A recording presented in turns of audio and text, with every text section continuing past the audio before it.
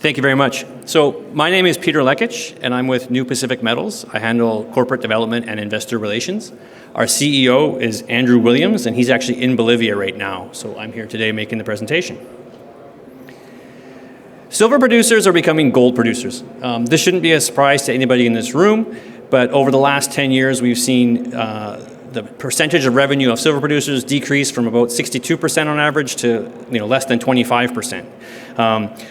New Pacific, we're well positioned with two very large silver projects that could help to fill this gap and reverse this trend. To illustrate this, our two projects, Silver Sand and Carangas, when looking at technical reports, would produce a combined 18.7 million ounces a year of silver, and in fact, in the first 3 years of production, would be well in excess of 20 million ounces per year of silver.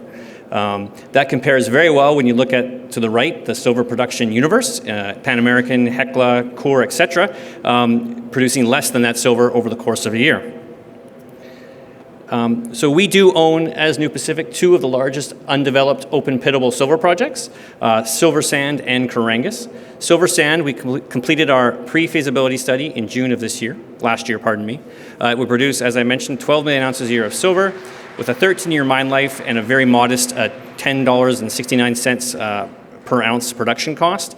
All for, again, a reasonable capital. This isn't one of these projects with an unreasonable capital spend up front of $358 million, which leads to very healthy economics. Well in excess at $24 silver of $700 million NPV. That's well in excess of $1 billion at $30 silver, an IRR that creeps over 50% at $30 silver, and a very robust payback.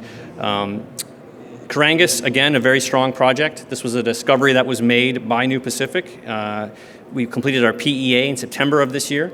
Again, producing a material amount of silver, 6.6 million ounces a year, 16-year mine life, a very modest all-in sustaining cost. Again, that is helped by the byproduct credits for lead and zinc.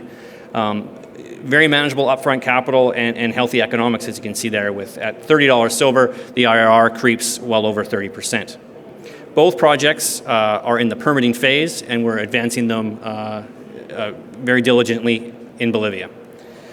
Bolivia is big for silver. So, you might ask, how did we make two silver discoveries of this size when there's a dearth of quality silver projects in the world? And the answer is we went to Bolivia. Over 1.6 billion ounces were produced at Cerro Rico and Potosí. It's still operating. It's a mine that's been going since the 1500s. There's 3 operating large-scale modern silver mines, and it's the 5th largest producer of silver in the world with over 43 million ounces a year, There's been minimal investment over the last 10 years in Bolivia on modern exploration, and that's why discoveries like Silver Sand and Carangas were able to be made. So certainly the resource is there in Bolivia, and we believe that permitting is the solution to unlocking the mineral potential.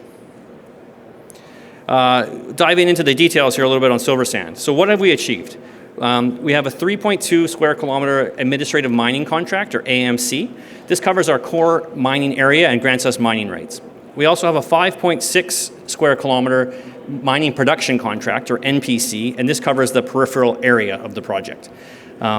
What's in progress is we're negotiating our surface rights with the local communities, and once we do that, that will allow us to then apply for our environmental permit, and then our NPC will be ratified by Parliament, and that would allow us to begin mining.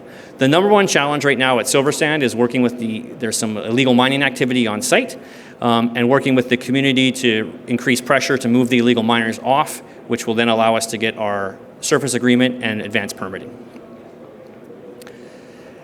At Carangas, what have we achieved? So we recently, have a 41 square kilometer exploration license, or EL. This grants us exploration rights for the property. What's in progress? We're in the process of working with the government to convert our exploration license to an administrative mining contract, negotiating our surface rights with the community so we can begin to enter the EA process, and then obtaining what we call a state necessity designation. As the project is near the border, we need an extra approval from the government to advance that project. No illegal mining at Carangas, it's just a regular community development, but the challenge is, under the 2014 mining code in Bolivia, we are the first mover. So Silver Sand was grandfathered and operates under a previous code, which is why it already has its administrative mining contract. So Carangas is the first mover under this process, which always has time delays, and you have to work with the government agencies to bring them up to speed on what their own regulations are. So what are our catalysts? So Silver sands, we've been very clear that what we're trying to do is negotiate surface rights with our communities, and that will be the key to unlocking the permit, which again will be the key to unlocking the project, which has strong economics as we've outlined. At Carangas, the key is to convert our exploration license to an administrative mining contract, which will be the key permit that will allow us to enter the environmental phase. So here we have our discovery curve, and you can see we've been through the pre-discovery, we've been through the discovery, we had quite a run-up in share price in the past, and now we're into the trough of the technical and development work. We think the projects in Bolivia are strong enough technically that if we were able to make some advances with our permit, we would jump right to feasibility study for both Silver Sand and Carangas. We would skip the PFS stage for Carangas, and we would be able to enter construction relatively quickly in Bolivia. The advantages to being in Bolivia is that it's a mining country. Mining is a known quantity in Bolivia, and once you are permitted, it's somewhat straightforward to begin, and you have a skilled workforce from which to work.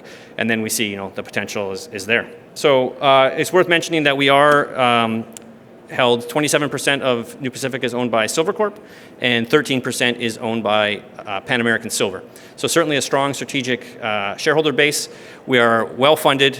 We have just under $20 million US in the bank. Our burn rate is in the neighborhood of $5 to $6 million a year to continue permitting work. So not looking to do a raise anytime soon, well funded to advance our projects and generate some catalysts.